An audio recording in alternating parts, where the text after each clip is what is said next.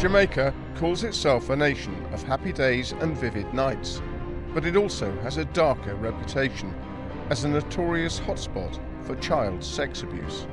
We've been to find out if this abuse is embedded in the island's culture and why taboos on reporting are proving so difficult to break.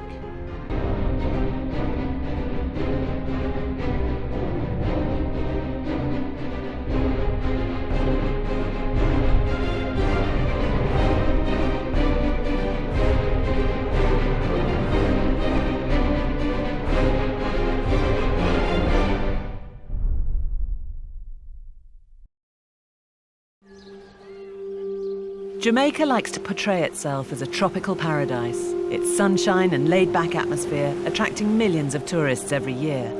But behind this idyllic picture, there's a more sinister truth.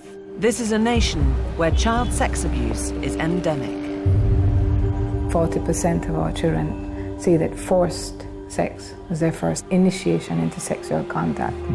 Taboos about reporting incest, rape, and the abuse of power by older men have left thousands of young Jamaican girls suffering in silence.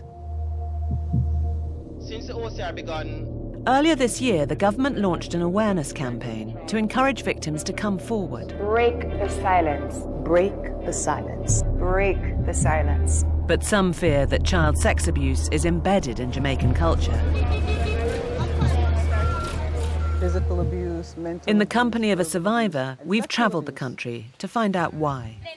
Writer and advocate Julie Mansfield lives in America, but as a child in Jamaica, she was routinely abused. My abuse started when I was 8 years old. Didn't know anything about sex, so to be so violently introduced to sex by my mother's brother was quite shocking. Julie grew up in the rural parish of St. Thomas. Sadly enough, the numbers that are reported say that St. Thomas is #1 on the list of incest and childhood sexual abuse. So one of the reasons that the abuse is so rampant here is the lack of resources, the lack of jobs, the high poverty rate. There's nothing for people to do. But as these schoolgirls made clear, the issues aren't always understood here. So what constitutes sexual abuse? Maybe the person abusing the children are stressed or they want sexual desires. All right, you know what that sounds like? Can I tell you what I hear? I hear a justification for why people do what they do. And reluctance to report is common here. Hang on 1 second. Why wouldn't you report if you... The one called an informer. And? And the man just, I don't know, because in Jamaica, the police system, it's not strong. It don't make you feel protected and things. So when I do that now... At a community youth meeting later, it was clear that for some, at least, such attitudes are beginning to change. All right, we want to hear the discussions, Question. 14-year-old, I want a show of hands who thinks it's abuse, right? A 14-year-old is in a relationship with a 30-year-old man. 30-year-old, yes.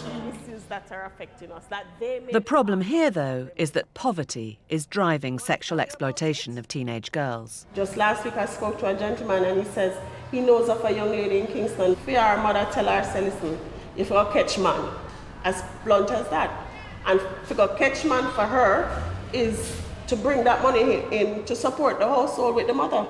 I believe some of our parents are actually pimping our children. The Jamaican state does have the laws to protect its young girls, but the system of reporting often fails them. The little girl's sister comes to me and said that she said, Daddy, on the little girl dress.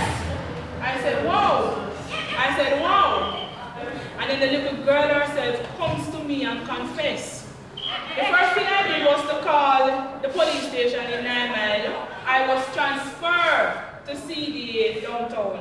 I called CDA and made a report. And when I made a report, I was then transferred to OCR. I called OCR, I made a report, I even get a file number to say that whenever I call, I don't have to give my name, I can just tell them this number.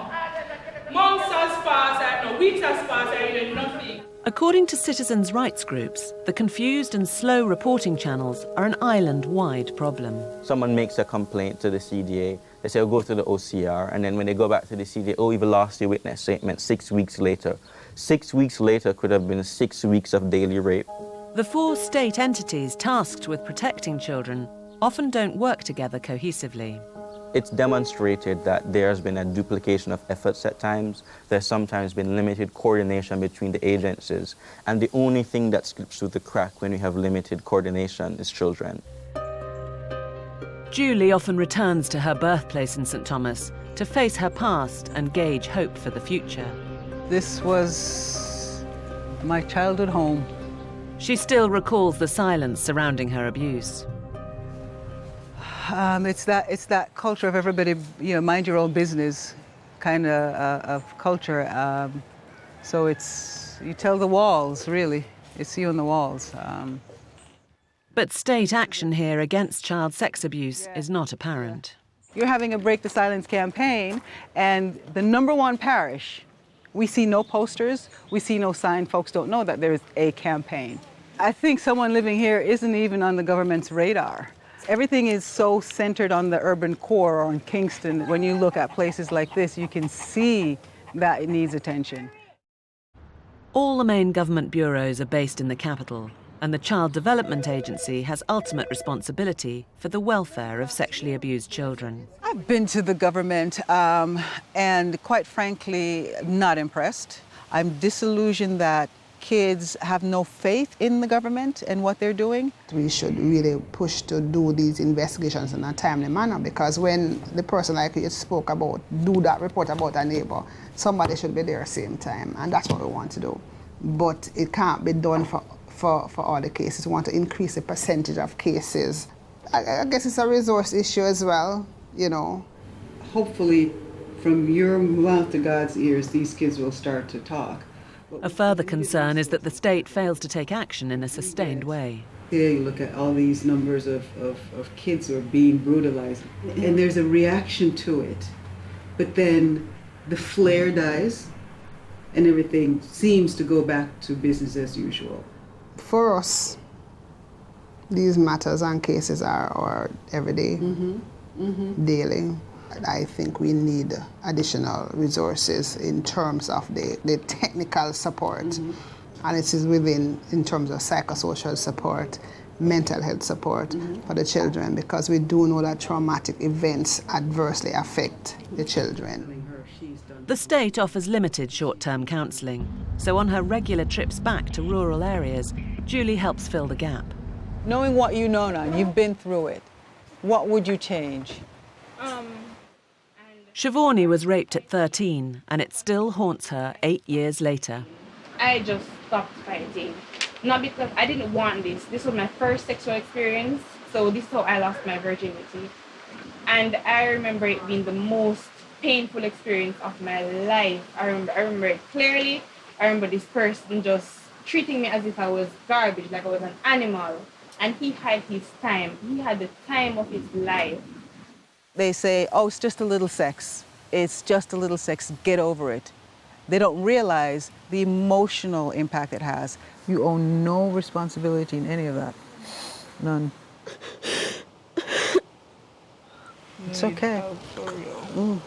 I was just 5, 6 years old when it happened, but I remember everything. I remember the smell of his everything. Everything. I was saying to my the other day that I remember one time I was sleeping and I can remember something being forced up inside of me. And I just don't know how somebody can do that to a child. I just don't understand how them could do that. What's wrong with them? Why them want to hurt a child? Why?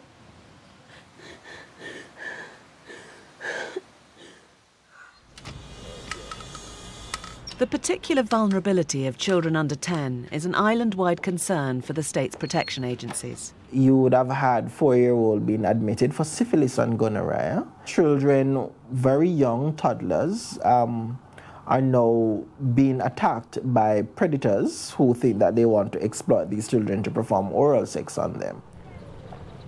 Back in St. Thomas, Marsha is currently pursuing a case against a man in his 40s who preyed upon her 6-year-old. She said to us, he said he wanted to feel up my breast. Then he went like this. Now, this is a Jamaican sign for I want to have sex with you, then he felt up his private area. So we thought it was really a serious case, and we decided to take it further. So it's currently being investigated. You have to be extremely vigilant, and that is why we were so upset with the caregiver. Because how can a child at 6, it's not a troubled child, it's not a child who is always making up stories. How can a child at 6 report that a man spoke to her inappropriately, and you are saying there are two sides to a story? There can't be any other side. Abuse is just as prevalent in the capital as in rural areas, despite the greater presence of police and child protection agencies. The Office of the Children's Registry, or OCR, is responsible for registering all of Jamaica's child sex cases. The agency has gathered full data up to 2013, when it received almost 3,500 reports. But this year, the number may be at least 3 times higher. Our last statistics data that we receive approximately 200 reports per week. With the increase in the number of reporting that we have been getting of quite a few weeks, that could surpass such, but the last data that we can verify is that we would have had approximately 200 reports per week. Even those figures, the agency acknowledges, may not reflect the true scale of the problem. We might label some parishes to say that they have a high number of sexual abuse cases. The registry cannot speak to that fact because those reports are not being made. You're looking at a situation where the government is responding at best to underreporting, at best. And that's a scary prospect for the children, if at best your response will ever only be suboptimal, because you don't have the data. Everybody's underreporting or you just don't collect it. That's a very frightening prospect for the children themselves. When cases are reported, they're referred on to CISOCA, the main Jamaican police agency responsible for investigating sex crimes. Today, a case has come in where a mother claims she has found out a 46-year-old man has been having sex with her daughter. I want you to be truthful. Yes. Truthfulness. Hold on, miss. Hold on, miss. Last night, the victim was beaten by her mother and then her sister, so she's hesitant to speak today. I understand the emotions and so on that is building up inside of you, but just try and relax, all right? Please, just try. The most important thing, based on what I was told, is that this man is in custody. The suspect was picked up by local police following an attack by the victim's mother and the local community. What did your daughter told you that? Yeah, I get them say yes, them sex her. Okay. I want you to tell me what happened. Just talk to him and tell him what is happening. Everything done gone bad already. And then done the way for do it. So just tell them what happened. So won't come out to come molest nobody else child. Obviously she is not a talker, you know? So it is going to take some time. While Detective Bowen urges the victim to talk, her mother gives us her account. I beat up the man this morning and I mash him up wicked. I beat him up.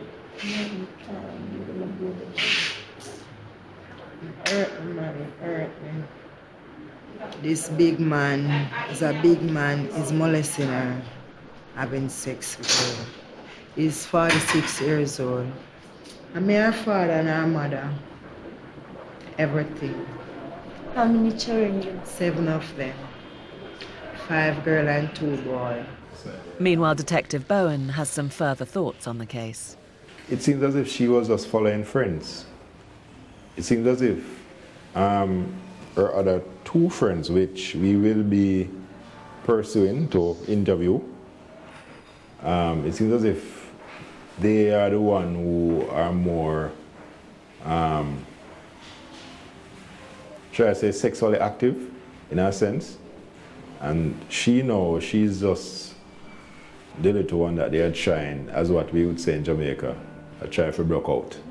Another disturbing element appears to have come to light. It seems as if this man also give them gifts, monetary gifts, you know, maybe food, who to tell. I don't reach that part as yet, but based on what she had said to me earlier, it seems as if he gives them gifts.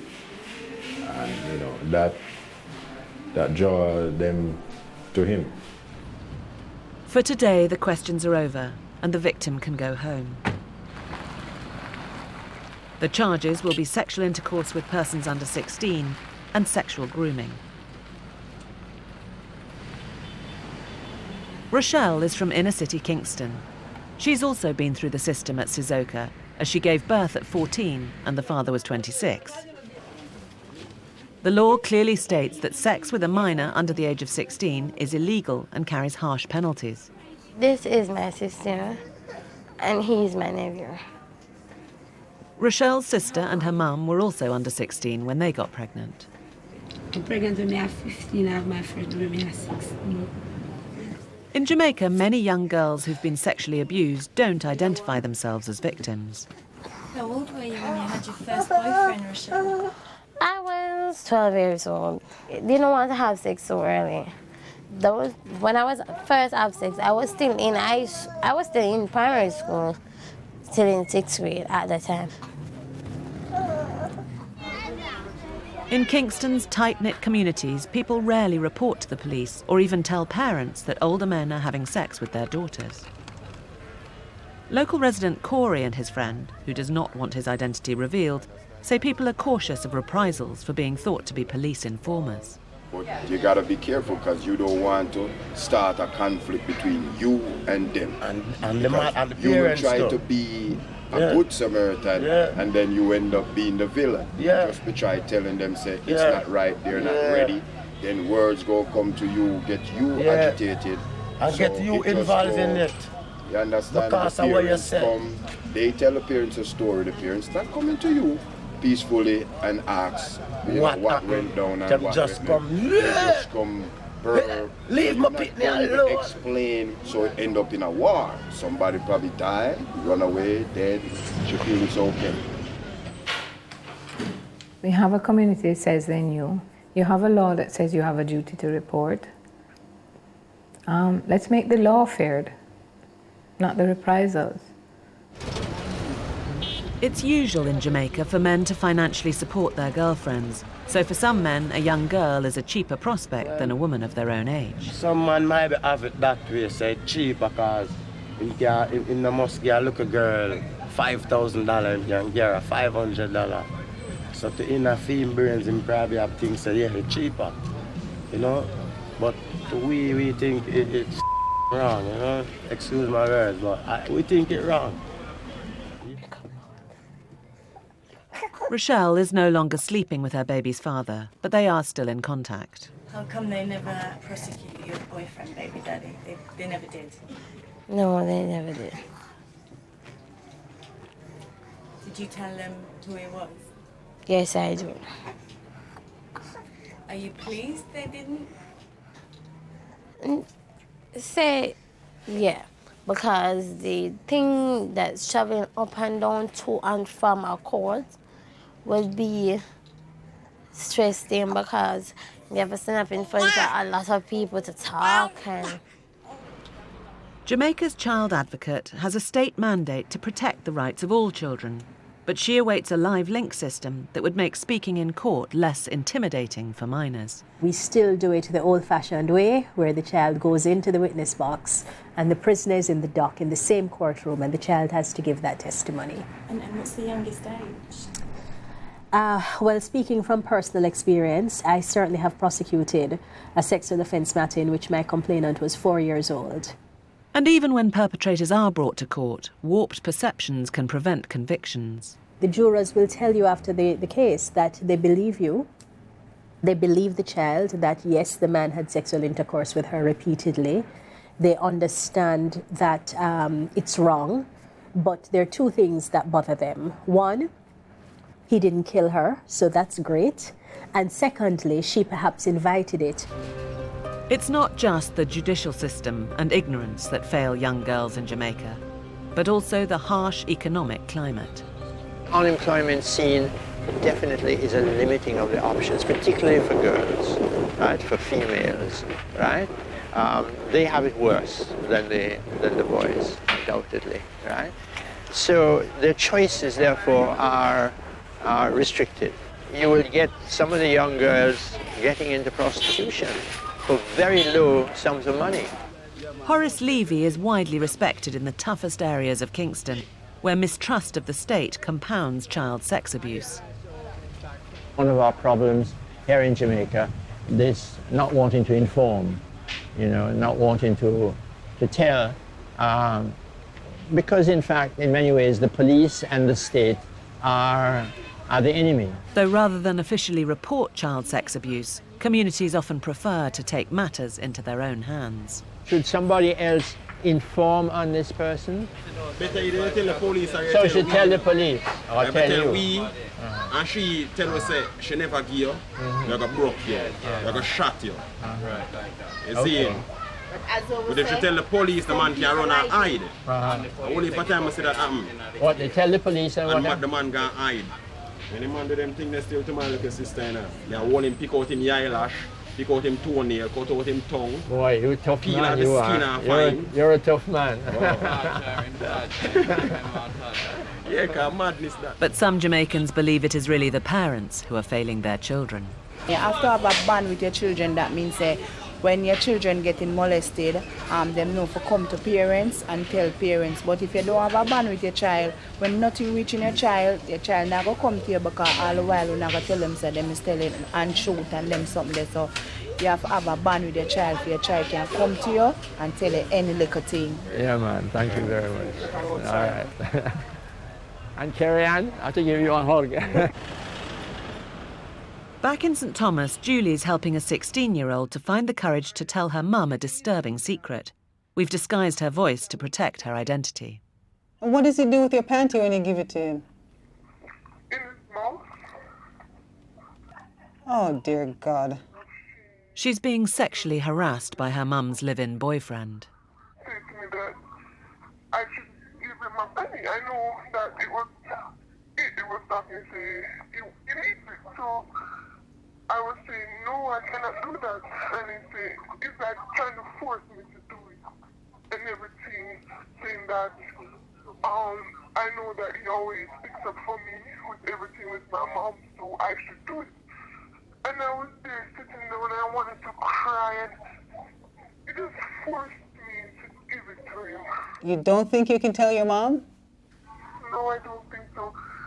It's kind of fear of breaking up our relationship. Why haven't you told, let's say, your guidance counselor or call the CDA number or something like that? Because I'm just scared. I just wanted to go away, like, silently. I couldn't take the drama that would come with reporting. So let me ask you, the fear of the drama is greater than you having to play cat and mouse to protect yourself from a predator? Yeah, I'm safe from my family.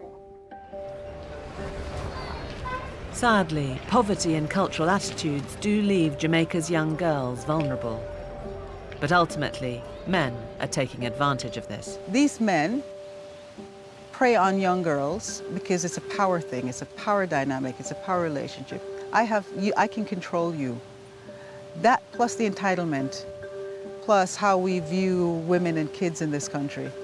We're less than, we're not equal, we're not, we're property. And what do you do with your property? You do what you want with your property. And it's not just the responsibility of government. It seems that the government's campaign may only be paying lip service. Break the Silence campaign is a good initiative. It's a good PR move. It sounds good. Break the silence. How do I break the silence? What are the resources that are there after I've broken the silence? What happens to a predator after I've broken the silence? How am I protected from retribution? Your community. Maybe my generation is lost and we just have to give up on that and start with adolescents and teens going up now.